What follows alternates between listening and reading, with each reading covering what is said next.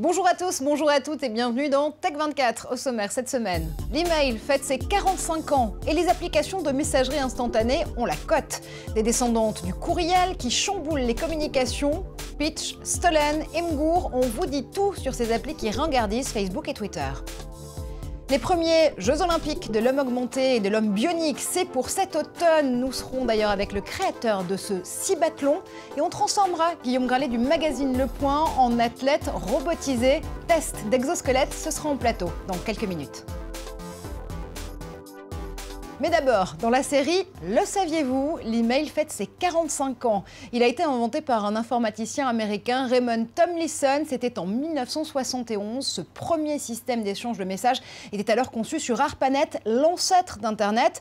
Un informaticien américain auquel on doit également l'invention de l'arrobase. Aujourd'hui, on échange chaque année 75 000 milliards de courriels. Oui, ça fait 200 milliards de courriels électroniques par jour. On a envie de dire Happy Birthday l'email, donc Guillaume. Sauf que justement le bon vieux courrier électronique est peut-être distancé par des applications de messagerie instantanée aujourd'hui. Oui, les messageries instantanées, Marjorie, elles apparaissent comme particulièrement intuitives. C'est vrai dans le monde professionnel parce qu'on va pouvoir avoir des réunions par messagerie, envoyer des documents parfois très lourds, mais également lorsqu'on a un petit message, on va utiliser les fameux émoticônes, mais également des gifs, d'autres, des formats vidéo par exemple. C'est très intuitif et ça va même attaquer les appels tout simplement, puisque Deloitte a montré que un quart des personnes qui ont un téléphone portable ne s'en servent plus du tout pour appeler. Ils utilisent uniquement les services de messagerie. Et justement, Twitter essaie de se mettre à la page, mais va peut-être perdre son ADN. C'est ce dont les experts ont extrêmement peur avec cette annonce. Le site de microblogging propose désormais, ou proposera dans quelques semaines, d'allonger ses tweets jusqu'à 10 000 caractères. Oui, on voit bien que Twitter se cherche un tout petit peu en ce moment. Il a évoqué également, où ça va être très effectif, la possibilité d'intégrer les fameuses vidéos Periscope de manière native. En fait, Twitter a peur d'atterrir dans le cimetière en fait, des applications de réseaux sociaux, puisqu'elles sont très nombreuses à être mortes presque aussi vite ou pratiquement encore plus vite qu'elles sont nées. Il y a cette loi qui a été théorisée par Howard Rheingold qui dit que plus on décolle vite, et bien plus on est fragile. Et justement, ces applications de messagerie qui font parler d'elles, elles font parler d'elles sur Twitter, par exemple. On va parler de Pitch tout de suite. Pitch, ça a été lancé par le fondateur de Vine. En 48 heures seulement après son lancement, elle a fait le tour de la toile. C'est l'événement de la rentrée pour la presse high-tech. Une application qui donne la pêche, je ne pouvais pas ne pas la faire, et qui pourrait surtout ringardiser Twitter et Facebook. Oui, Marjorie, on est amis depuis peu sur Pitch. J'arrête pas de vous envoyer des gâteaux, vous m'envoyez des applaudissements. Je vois ça. On s'est arrêté là. Il y a possibilité aussi d'envoyer des bisous. Je vous prie. Voilà. C'est assez rigolo, c'est très intuitif. On peut même envoyer les fameux gifs dont on parlait tout à l'heure. J'ai trouvé celui-là assez rigolo. En fait, il y a la possibilité de rechercher. C'est-à-dire que vous mettez gif de points, on vous en propose toute une série sur la ville de Paris, par exemple, si vous cherchez. C'est un peu une interface très intuitive. La rapidité aussi de boomerang, hein, où vous filmez tout de suite, c'est diffusé. C'est une appli qui ne veut pas se prendre trop au sérieux. Son fondateur, Dan Hoffman, qui était aussi à l'origine de Vine, dit que c'est l'appli du vendredi. Autre application qui, elle aussi, fait parler d'elle, Stolen, traduisez littéralement voler. Là, on parle de capitalisme à l'état pur. C'est une application qui titille en vous le fils caché de Gordon Gekko. Greed is good, oui, mais voilà, Stolen est peut-être déjà mort-né. Oui, alors Stolen a suscité énormément de commentaires. On peut tout acheter sur Stolen. On peut acheter Barack Obama, on peut acheter Kim Kardashian. À un moment, je vous ai libéré. Heureusement, parce que vous n'avez pas de prix. Marjorie, en fait, on est vraiment dans la mise en abîme de l'Uber Economy et ça a dérangé, en tout cas, ça a dérangé beaucoup de personnes puisqu'on pouvait utiliser des données de personnes qui ne sont pas inscrites sur Stolen. Donc c'est un petit peu dérangeant lorsqu'on parle de vous, lorsqu'on vous achète tout simplement. Résultat, le site a été fermé. On ne sait pas si c'est temporaire. Allez, on le disait tout à l'heure, une image vaut parfois mieux qu'un long message. Justement, les photos, les gifs reviennent en force, notamment sur un réseau social qui s'appelle Imgur, qui n'est pas si nouveau que ça. Mais écoutez bien, en 2015, 900 millions d'images ont été vues sur Imgur. Et cette année, l'application américaine veut ni plus ni moins apporter la culture geek à l'échelle de masse. Oui, Marjorie, un nombre d'utilisateurs qui est égal déjà à la moitié de celui de Twitter. Alors vous avez raison, Imgur a été créé il y a déjà 6 ans, en 2009 dans l'Ohio, mais on peut bien vieillir dans les réseaux sociaux et en gardant son identité. C'est un peu la leçon d'Imgur. On est très geek, il y a des images très rigolotes, on n'a pas peur du politiquement correct. C'est assez sympa, on y reste, il y a une vraie communauté, des vrais commentaires, on peut vraiment s'y éclater lorsqu'on est geek. Et c'est la leçon peut-être, ne pas vouloir copier les réseaux sociaux qui marchent, mais garder son identité. Merci infiniment pour cette revue de réseaux sociaux et d'applications, Guillaume. Et tout de suite, c'est Test 24.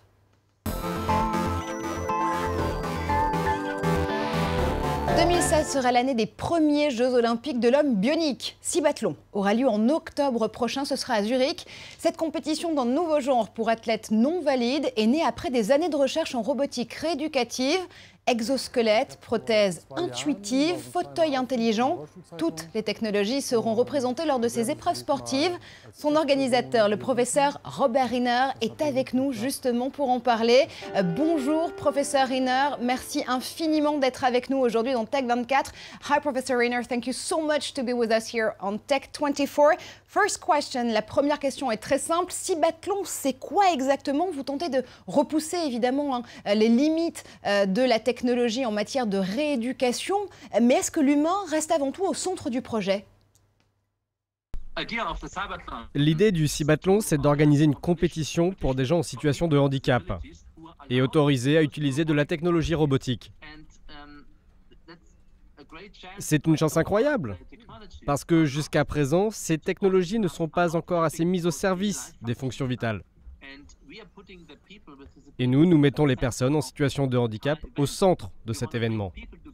On veut réunir tout le monde, afin que les gens puissent voir ce que vivent les patients et que les patients puissent être aidés par la technologie. Et vous consacrez une épreuve en particulier aux exosquelettes. Jusqu'où cette technologie de squelette robotisé peut nous mener? Pour l'instant, les exosquelettes ne sont pas suffisamment au point. Et ils ont besoin de plus de développement. Ils sont encore trop lents, trop larges, trop lourds. Leur batterie ne dure pas assez longtemps. Et c'est là-dessus qu'il faut mettre l'accent. Une autre technologie prometteuse, par exemple, est celle dite souple, qu'on intègre directement aux vêtements. Mais pour l'instant, les gens n'ont pas accès à ces informations.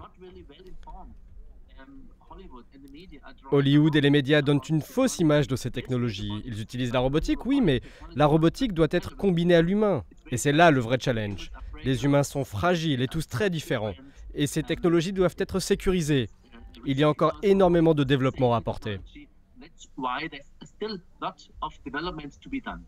Merci infiniment, professeur Riner, d'avoir été avec nous dans Tech 24. Évidemment, on continuera à suivre avec vous l'organisation de ce cibathlon. Je le rappelle, ce sera pour le mois d'octobre à Zurich, en Suisse.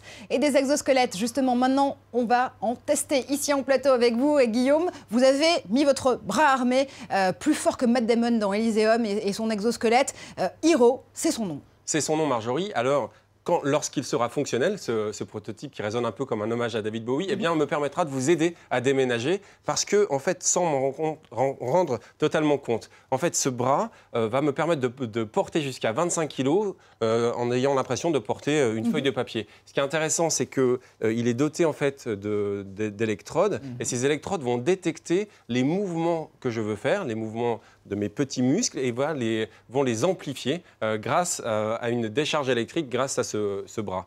Ça a été, pour l'instant, ce prototype ne fait que 3 kg. Il est imprimé en 3D, mais il a été primé par Siemens. Ce qui est intéressant avec les exosquelettes, c'est qu'il y a toutes sortes d'utilisations. Il y a bien sûr l'utilisation dans les chantiers, par exemple, pour aider les travailleurs. Il y a une utilisation militaire également, qu'on voit avec cet exosquelette qui n'est qu'un prototype aujourd'hui, mais qui travaille avec l'armée française, qui travaille avec qui est aidé, voilà exactement, qui est aidé par la BPI pour permettre à des combattants de ne pas sentir du tout la fatigue. L'autre genre d'application sur laquelle travaille également cette société qui s'appelle RB3D, qui est basée à Auxerre, c'est les applications médicales. On va permettre à des personnes de pouvoir se relever, de pouvoir utiliser leurs membres de manière beaucoup plus facile. Donc énormément d'applications professionnelles, bien évidemment, pour ces exosquelettes, des applications militaires, on l'aura compris, des applications aussi pour des métiers où les muscles, les petits muscles, comme vous le disiez, sont extrêmement sollicités. Et puis, si on n'a pas forcément l'âme d'un cyberathlète, on peut quand même essayer de s'auto-augmenter grâce à ces nouvelles baskets, des baskets là aussi sur ressort finalement. Oui, vous le disiez tout à l'heure, les exosquelettes donc, vont se généraliser, vont poser énormément de questions. Quid de l'égalité par rapport à ces membres augmentés? Est-ce que ce sera accessible à tout le monde? Quelle identité on aura? Mais dès aujourd'hui, on peut déjà augmenter ses performances sportives. On parlait tout à l'heure de compétition. Il y a une start-up française qui s'appelle Enco, qui est basée près de Castelnaudary et qui a eu l'idée, c'est un ancien sportif qui ne voulait pas trop se fatiguer, de mettre au point des baskets qui vont vous permettre d'augmenter la vitesse de votre course d'environ 15 à 20%. En fait, il y a deux postures pour cette basket, walk ou run.